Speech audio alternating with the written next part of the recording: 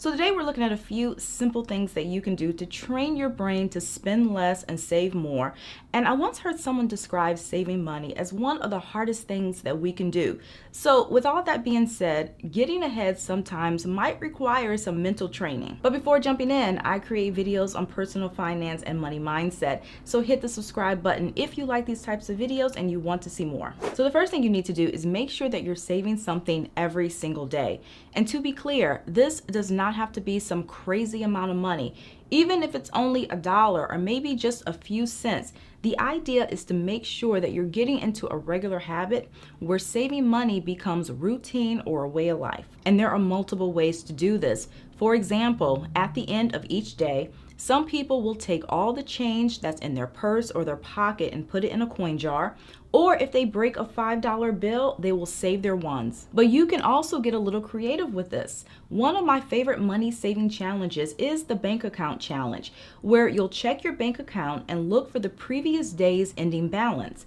And whatever the last digit is of this balance, you'll transfer that amount into savings. So if the ending balance is $415, you'll transfer $5. And this is something you can do every day of the week or only on a few days and then incorporate other saving strategies on the remaining ones. Keep in mind too that you can also save money every day by reviewing your shopping cart before checking out. So if you go to the store, before you actually make a purchase, take one final look at your selections and then see if you can put at least one item back. The second thing you can do is stop viewing no as a negative. Now, when it comes to saving money, you will have to make some sacrifices. That is a given. So you might not go out as much or shop as much, and you might have to turn down a few invites. And when you're saying no to activities you enjoy, it might feel as if you're missing out or that everyone is having fun and you're not. But this is a dangerous way to think because it will make it so much harder to stick with your goal. So instead of always viewing no as a negative, train your brain to think of it as a positive. So in other words, if you turn down an invitation,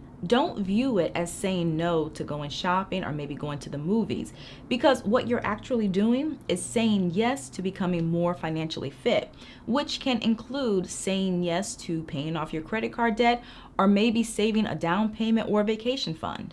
Another simple thing you can do is mentally prepare for splurges. Splurging is good and healthy when you're on a savings journey, and I've said this before. One of the worst things you can do is completely deprive yourself because this often backfires. But at the same time, a treat should be calculated and intentional, or else there's the risk of overspending. Maybe you have your favorite iced coffee that you're not willing to give up.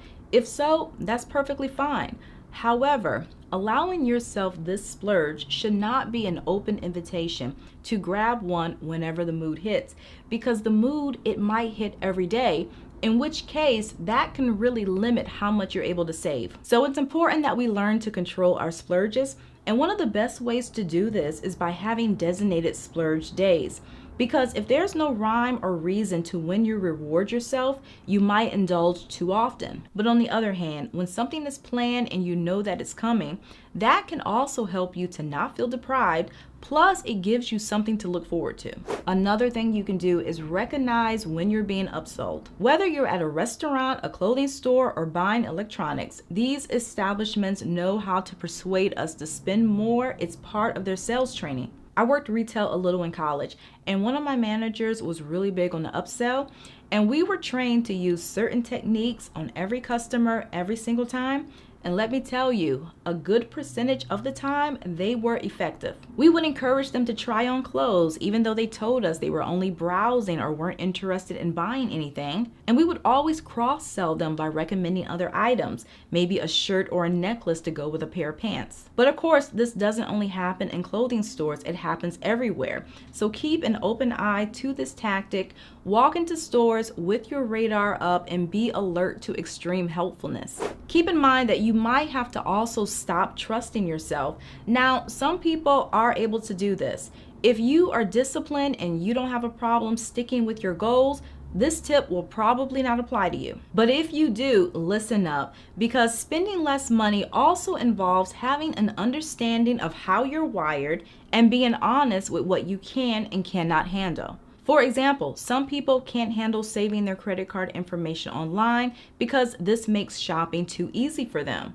Likewise, some people can't handle window shopping, whether it's online or in store. Even when they say they're browsing, they always end up buying something. The problem, though, is that some people will kid themselves and think that they can. And because of this unrealistic depiction of themselves, they constantly get into trouble. So I say all that to say you have to remove the blinders and recognize your weaknesses. And from here, establish boundaries that'll keep you on track. And this might include removing saved credit card information, unfollowing certain people, or even blocking certain websites. And when you're doing your budget for the month, another final thing that you can do is take all of your larger bills and round these up to the nearest $100. And that can include your auto loan, your mortgage, your rent, maybe a student loan or something else. So if your rent or mortgage is $1,415, what you'll do is budget $1,500 for this expense. And if your car payment is $350, you'll budget $400. And this tip is great for those who have extra money to save, yet it's something they're still struggling with. And it works because you're able to build savings into your budget at the beginning of each month. And when the time comes to pay the bill, what you'll do is make the usual payment to your creditor or lender and then transfer the difference into your savings account. That's all that I have for you guys today. Don't forget to like, comment, and share, and also subscribe if you like personal finance and you want to see more videos like this. I typically post every weekend, so thank you again for watching, and I'll see you in a few days.